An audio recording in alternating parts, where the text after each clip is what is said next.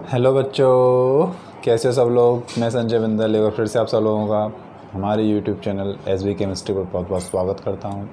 और प्यारे बच्चों, हम बातें कर रहे थे 12th क्लास के चैप्टर नंबर 2 के बारे में, जो फिजिकल केमिस्ट्री का था सॉल्यूशन, जिसमें हमने सॉल्यूशन क्या होता है, सॉल्यूशन के टाइप क्या होते हैं, वो सारी बातें की थी पुराने वाले वीडियोज़ में। जिन्होंने नहीं देखा है तो वाई बटन पर जा करके देख सकते हैं। दूसरी बात, हम फिर बात कर रहे थे तुम्हारी कंसंट्रेशन के बारे में कि कंसंट्रेशन क्या क्या है। तो प्यारे बच्चों, मैं आपको एक दो कंसंट्रेशन बता चुका था, मोलरता क्या होती है, मोललता क्या होती है। तो उससे आगे की जो कंसंट्रेशन है वो आज मैं आपको बताने वाला हूँ। तो फटाफट से आज का वीडियो शुरू करते हैं। तो प्यारे बच्चों, आप जानते हो कि जो सांद्रता है बेसिकली क्या है कि केवी बिलियन में या विलायक में विलय की निश्चित मात्रा, वो आपकी क्या कहलाती है प्यारे बच्चों, सांद्रता कहलाती है। ठीक है, ये सारी बातें हम कर चुके हैं। तो मैंने आपको पुराने वाले वीडियोज़ में मोलैरिटी क्या होती है और मोलैलिटी क्या होती है, ये दोनों करवा दिए थे। ठीक है मेरे बच्चों, तो अब इससे आगे नॉर्मलता आती है। नॉर्मलता क्या होती है, देखिए ये आज मैं केवल नॉर्मलता के ऊपर वीडियो बना रहा हूँ क्योंकि गर्मी बहुत है, और नॉर्मलता में थोड़ा सा तुल्यांक की बार कैसे निकालते हैं वो सारी चीज़ें बतानी है, फिर वीडियो बहुत ज़्यादा लंबा हो जाएगा। इसलिए बस मैं आज केवल नॉर्मलता पे डिस्कस करूँगा। मन तो मेरा मोल फ्रैक्शन पढ़ाने का भी है, लेकिन फिर उससे क्या है, वीडियो बहुत ज़्यादा लंबे हो जाएंगे, इसलिए अपन एक एक करके बातें करेंगे। तो आज अपन जो बात करने वाले हैं वो अपन बात करने वाले हैं नॉर्मलिटी के ऊपर, यानी कि नॉर्मलता क्या होती है। ठीक है मेरे बच्चों, इससे अपन कैपिटल एन से डिनोट करते हैं। किससे डिनोट करते हैं अपन इसको, कैपिटल एन से डिनोट करते हैं। मोटा मार कर लेता हूँ। ठीक है, अब मेरी बात सुनिए। नॉर्मलता का मतलब ये नहीं कि कोई सॉल्यूशन नॉर्मल है, ऐसा नहीं है। सब अलग अलग टर्म हैं। कोई मोलरता है तो उसमें मोल कंसीडर होते हैं, फॉर्मलता है तो उसमें ग्राम सूत्रवार कंसीडर होते हैं, है ना। अगर तुम्हारा मोललता है तो उसमें तुम्हारे किलोग्राम विलायक यूज़ होता है। तो इसी प्रकार जो नॉर्मलता है उसका बेसिकली क्या है कि मोलरता और नॉर्मलता में बस थोड़ा सा अंतर है। मैं आपको बताता हूँ कि 1 लीटर सॉल्यूशन में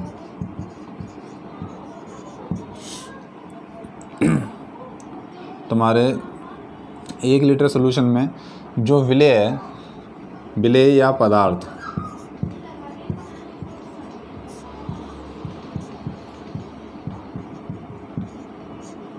विलय या पदार्थ के जो तुम्हारा ग्राम भार है, यानी कि जो तुल्यांकी भार है ना, 1 ग्राम तुल्यांकों की, विलय पदार्थ के ग्राम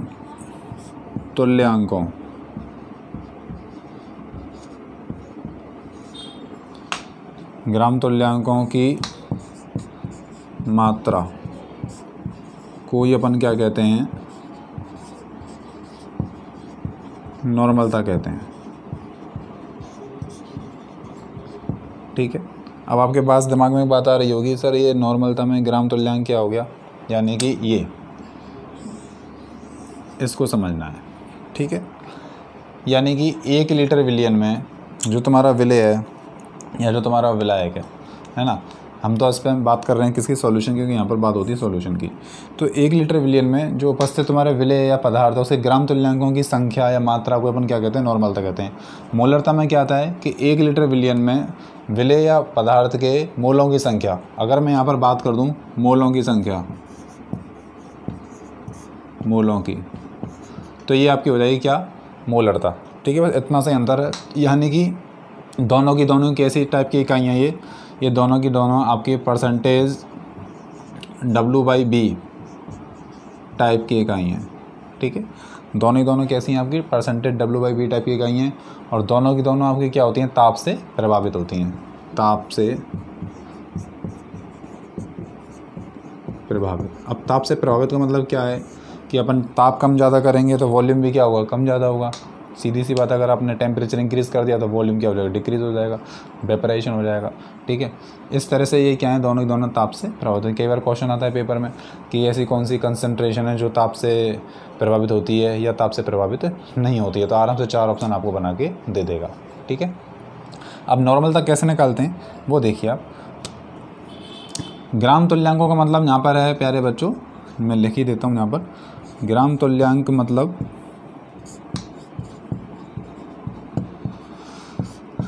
तुल्यांकी भार। इसीलिए मैं केवल अकेला वीडियो बना रहा था, क्योंकि मुझे इक्विवेलेंट वेट बताना पड़ेगा, तुल्यांकी भार क्या होता है, ये सारी चीज़ें बतानी पड़ेंगी। ठीक है, तुल्यांकी भार। ठीक है, तो नॉर्मलता को समझने से पहले आपको तुल्यांकी भार भी आना चाहिए कि तुल्यांकी भार है क्या चीज़ है। ठीक है, अब सुनिए तुल्यांकी भार का मतलब क्या है, मैं लिख देता हूँ।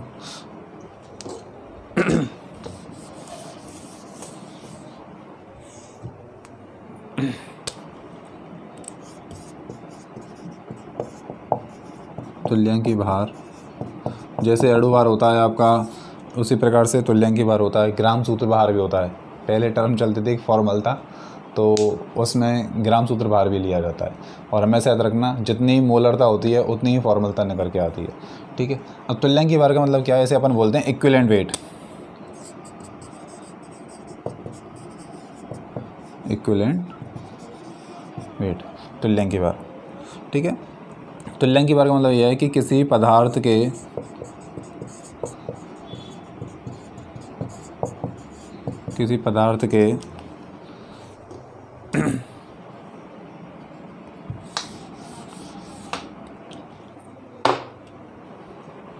किसी पदार्थ के भार भागों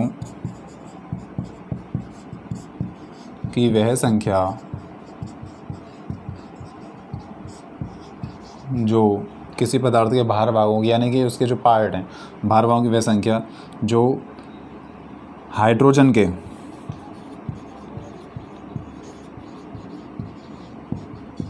एक भार भाग से या ऑक्सीजन के 8 भार भाग से या बहुत सारे हैं इसमें, क्लोरीन के 35.5 या आयोडीन के 127 भार भागों से क्रिया करे या उसके द्वारा हटाई जाए या उससे प्रतिस्थापित हो जाए, वही तुम्हारा क्या कहलाता है, तुल्यांकी भार कहलाता है। देखिए मेरी बात सुनिए, मैं क्या कहना चाह रहा हूँ कि कोई भी पदार्थ है उसके भार भागों की वह संख्या जो हाइड्रोजन या तो एक भार भाग से क्रिया करे, ठीक है, हाइड्रोजन के एक भार भाग से क्रिया करे, या फिर तुम्हारे ऑक्सीजन के 8 भार भाग से क्रिया करे, या क्लोरीन के 35.5 भार भाग से क्रिया करे, या उसके द्वारा हटाई जाए, तो वही उसका क्या कहलाता है, आपका तुल्यांकी भार कहलाता है। सर समझ में बिल्कुल नहीं आया, मैं समझता हूँ नहीं आया होगा, उदाहरण समझिए। जैसे मैं आपसे बात करता हूँ, इसको चाहो तो आप वीडियो पॉज करके डेफिनेशन उतार सकते हो तुल्यांकी भार को। एनसीईआरटी में डेफिनेशन वगैरह नहीं दे रखी है, क्योंकि ये जो तुम्हारा जो टॉपिक है ये सारे 11th क्लास का जो चैप्टर है some basic concepts of chemistry, उसमें ये सारी चीज़ें ज़्यादा दी जाती हैं। अभी यहाँ पर हमारा मूल अंश और ये सारे पढ़ाने का मतलब क्या है कि जब हम राउल्ट का नियम पढ़ेंगे, राउले का नियम पढ़ेंगे, तो उसमें आपको मूल अंश निकालना नहीं आता तो आपसे न्यूमेरिकल नहीं होगा, इसलिए हमें ये सारी चीज़ें करनी पड़ती हैं। अब देखिए, जैसे मैं आपसे कहता हूँ, मैं क्वेश्चन लेता हूँ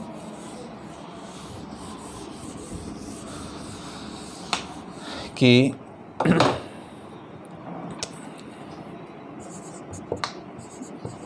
SO2 में सल्फ़र का इक्विवेलेंट वेट कैलकुलेट करो।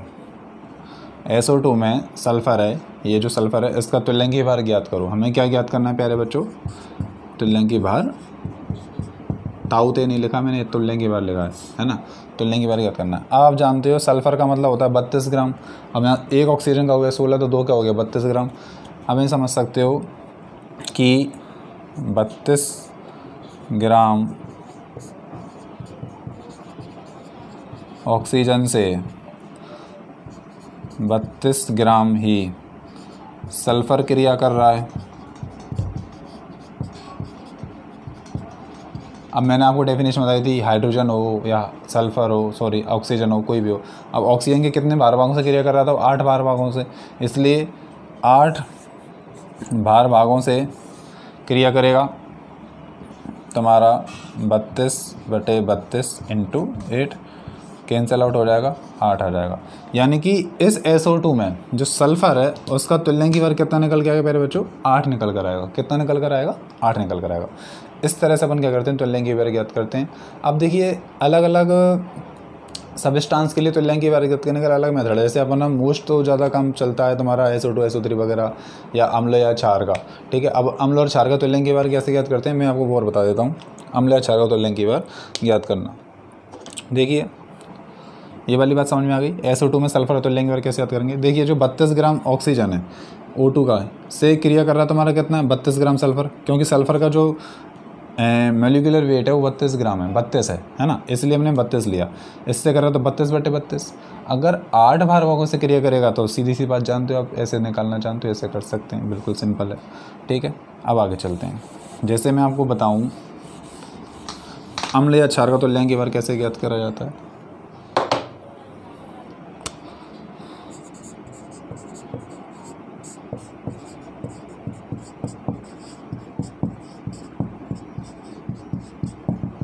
अम्ल या क्षार का तुल्यांक बार करने के लिए कुछ नहीं करना पड़ता। जो अम्ल या क्षार है उसके अणुभार में उसमें क्या करते हैं, उसकी अम्लता या क्षारकता का डिवाइड दे देते हैं। यानी कि अम्ल या क्षार का कोई भी अम्ल है या कोई भी क्षार है उसका तुल्यांक बार ज्ञात करने के लिए उसके अणुभार में अपन क्या कर देते हैं, या तो उसकी अम्लता का या उसकी क्षारकता का भाग दे देते हैं। क्या मतलब है मेरा कि अणुभार बटे अम्लता या क्षारकता, एसिडिटी और बेसिसिटी, ठीक है। मॉलिक्यूलर वेट अपॉन एसिडिटी और बेसिसिटी। अब हमेशा याद रखना जो अम्लता निकाली जाती है, जो अम्लता निकाली जाती है प्यारे बच्चों वो निकाली जाती है हमेशा क्षारों के लिए, और जो क्षारकता निकाली जाती है वो हमेशा निकाली जाती है अम्लों के लिए। ये उल्टा कॉन्सेप्ट चलता है। यानी कि अणुभार अपन अणुभार में हम अम्लता या क्षारकता का भाग देते हैं तो हमेशा याद रखना क्षारकता निकाली जाती है हमेशा अम्लों के लिए और अम्लता निकाली जाती है हमेशा क्षारों के लिए। जैसे मैं आपको एक एग्जांपल देता हूँ। जैसे सपोज दैट मेरे पास HCl HNO3 है ना, H2SO4 है ना, ये सब कुछ अम्ल हैं। अब इनका मैं निकालना है तुल्यांक बार। आपके पास क्वेश्चन आया है कि H2SO4 सल्फ्यूरिक अम्ल का तुल्यांक बार ज्ञात करिए। तो हमारे पास जो अम्ल या क्षार है उसका तुल्यांक बार निकालने का सूत्र क्या है, अणुभार बटे अम्लता या क्षारकता। अब हमें ये तो पता है कि H2SO4 किस कैटेगरी में आता है, अम्ल की कैटेगरी में आता है, और अम्ल की कैटेगरी का मतलब क्या, हम उसके लिए क्या निकालते हैं, क्षारकता। अब अम्लता या क्षारकता मतलब ये है कि कोई भी क्षार कितने OH आयन दे सकता है, और क्षारकता मतलब ये है कि कोई भी अम्ल कितने H+ आयन दे सकता है, ठीक है, H+ आयन दे सकता है। कि कोई भी क्षार कितने H+ आयन दे सकता है, सॉरी अम्ल कितने H+ आयन दे सकता है, और कोई भी क्षार कितने OH- आयन दे सकता है।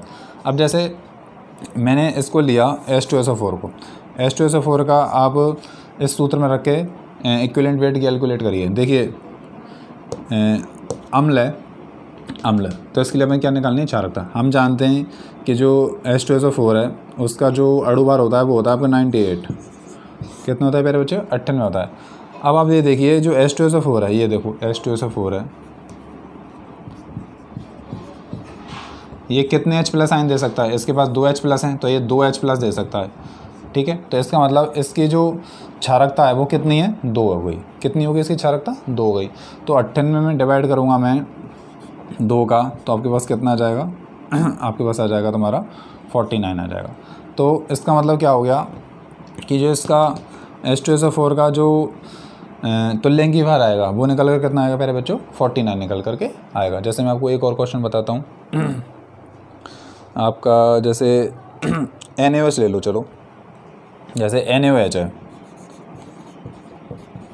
NaOH का तुल्यांक भार ज्ञात करो।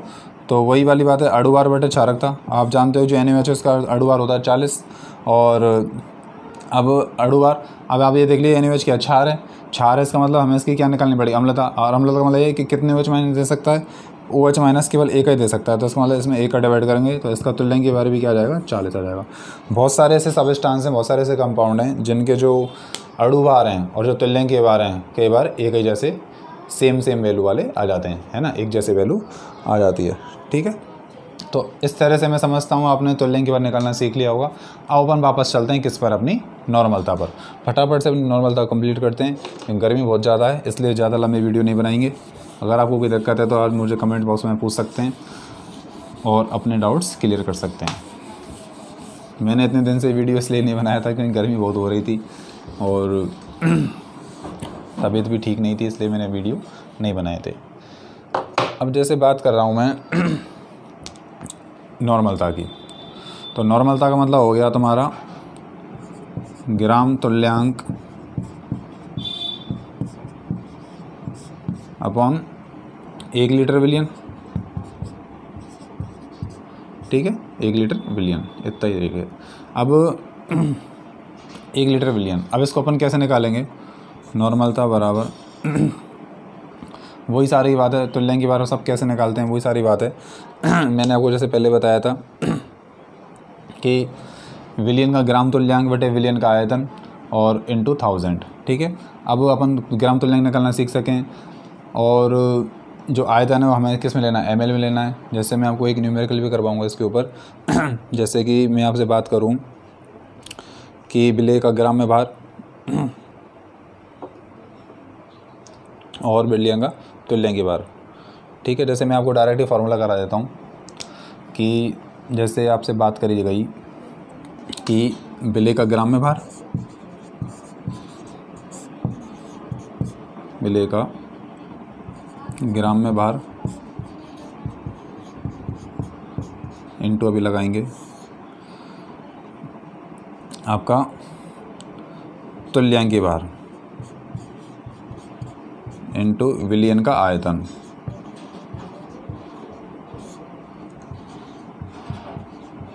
ग्राम तुल्यांकों की बात हो रही है ना, तो ग्राम में भार, तो ग्राम का भार भी लगाना पड़ेगा।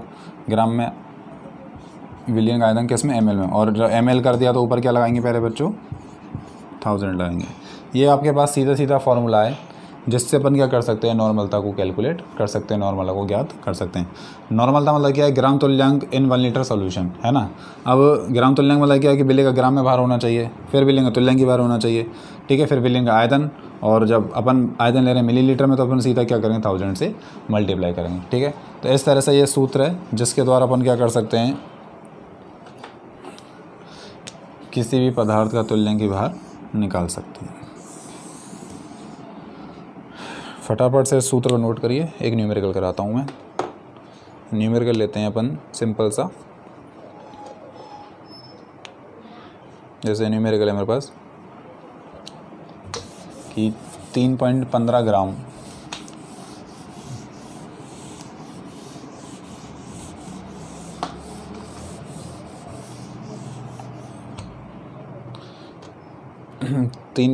ग्राम ऑक्जेलिक अम्ल, 3.15 ग्राम ऑक्जेलिक अम्ल 100 ml विलियन में घुला हुआ है। डिजोल्व इन 100 ml विलियन, 100 ml विलियन में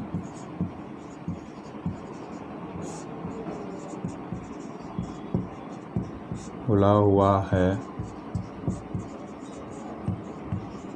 तो इसकी नॉर्मलता कैलकुलेट करो। तो हमें इसकी क्या करनी पड़े बच्चों? नॉर्मलता कैलकुलेट करनी है। और आप जानते हो कि जो ऑक्जेलिक एसिड है COOH, इसका जो मॉलिक्यूलर वेट होता है वो आपका होता है 126। ठीक है, जो ऑक्जेलिक एसिड है इसका जो मॉलिक्यूलर वेट है वो होता है आपका 126। अब क्वेश्चन नहीं है, बस सिंपल है, इसमें पुट कर देते हैं वैल्यू।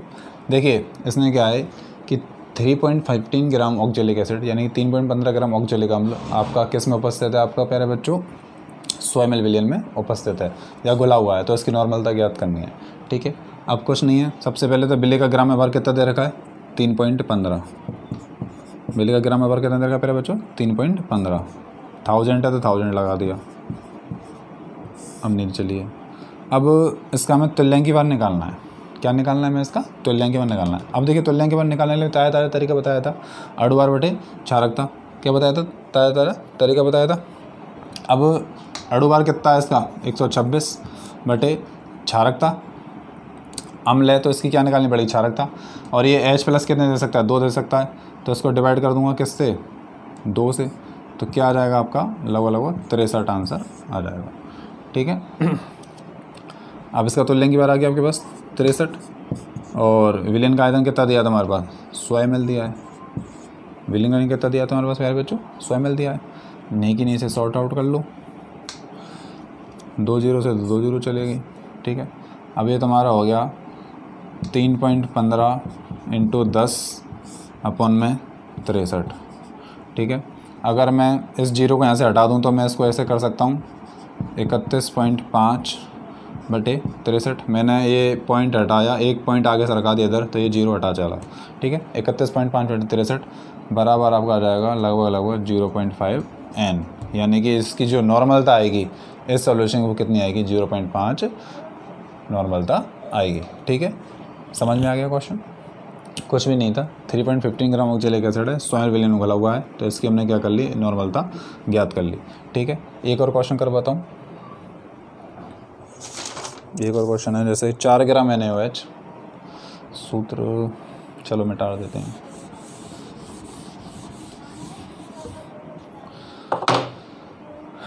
क्वेश्चन है 4 ग्राम NaOH 500 ml विलियन में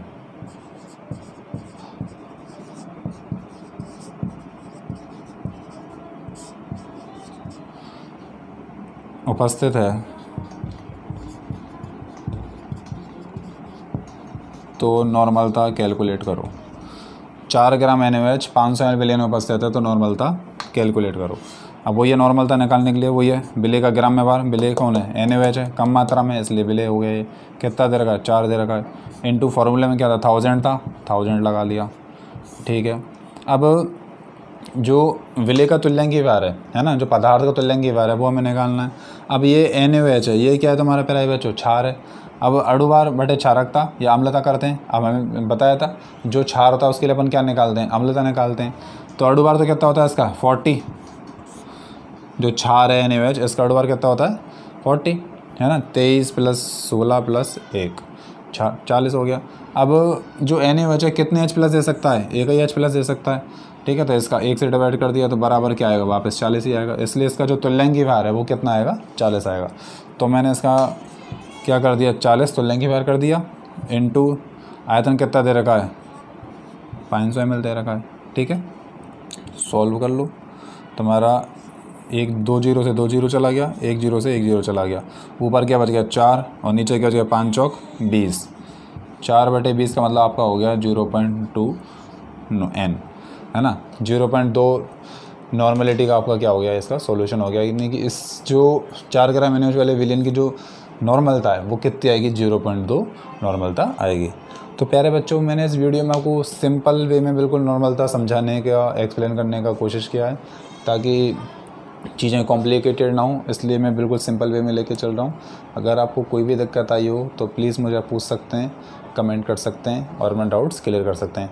नॉर्मलता और मोलरता दोनों ही कैसी हैं, WIV टाइप की सांद्रताएँ, यानी कि ये ताप से प्रभावित होती हैं। क्योंकि ये सारे जो विले हैं जो कम मात्रा में उपस्थित हैं वो आपको सब किस में दे रखें, ग्राम में दे रखें। ठीक है। और जो घुल किस में रहे, विलियन में, यानी कि आयतन है, वॉल्यूम है, इसलिए कैसी है आपकी WIV टाइप की सांद्रता है। अब आयतन है, विलियन है ना, कम ज़्यादा हो सकता है, इसलिए कैसी होती हैं, सबकी सब ताप से प्रभावित होती हैं। सब पे क्या होता है, ताप का प्रभाव पड़ता है। ठीक है। नॉर्मलता और मोलरता में अंतर किसका है, वहाँ तो अपन लेते हैं मोल, और यहाँ लेते हैं अपन क्या, ग्राम तुल्यांक। ग्राम तुल्यांक का मतलब क्या है कि उसका तुल्यांक भार। अब तुल्यांक भार कैसे निकालते हैं, मैंने आपको उसको बता दिया है कि किसी भी पदार्थ के भार भागों की वह संख्या जो हाइड्रोजन के 1 भार भाग से, या ऑक्सीजन के 8 भार भाग से, या क्लोरीन के 35.5 भार भाग से, या आयोडीन के 127 भार भागों के द्वारा प्रतिस्थापित कराई जाए या उसके द्वारा हटाई जाए, है ना, वो का क्या कहलाता है, तुल्यांक भार कहलाता है। जैसे मैंने आपको SO2 का एग्जांपल भी दिया था। अगर मान लो आपको अम्ल क्षार का तुल्यांक भार ज्ञात करना है तो आप क्या करेंगे, अणुभार बटे अम्लता या क्षारकता। अम्लता का मतलब ये है कि कितने OH उपस्थित हैं, क्षारकता का मतलब ये है कितने H+ उपस्थित हैं। बिल्कुल इजीली कैलकुलेशन है, आप आराम से वीडियो पॉज करके नोट्स बना सकते हैं, देख सकते हैं। ठीक है। तो फटाफट से आज का वीडियो यहीं पे समाप्त करते हैं। आज की वीडियो में बस इतना ही, और अगर आपको मेरे वीडियोज़ अच्छे लगें तो प्लीज़ लाइक करिए, चैनल को सब्सक्राइब करिए और वीडियो को ज़्यादा से ज़्यादा शेयर करिए ताकि मैं आपको जल्दी कंप्लीट कोर्स करवा सकूं। तो प्यारे बच्चों, आज का बस वीडियो यहीं पर समाप्त होता है। अपन जो अगली वीडियो में बात करेंगे मोल फ्रैक्शन के ऊपर, और मोल फ्रैक्शन और नॉर्मलता को मोलरता में कैसे कन्वर्ट करते हैं। तो ये सारी चीज़ें भी आपको मैं कंपटीशन के लिए सिखाऊंगा। तो प्लीज़ चैनल को सब्सक्राइब करना ना भूलिए। मैं संजय बिंदल आपसे फिर मिलता हूँ फटाफट से। चलिए, जब तक के लिए धन्यवाद। जय हिंद।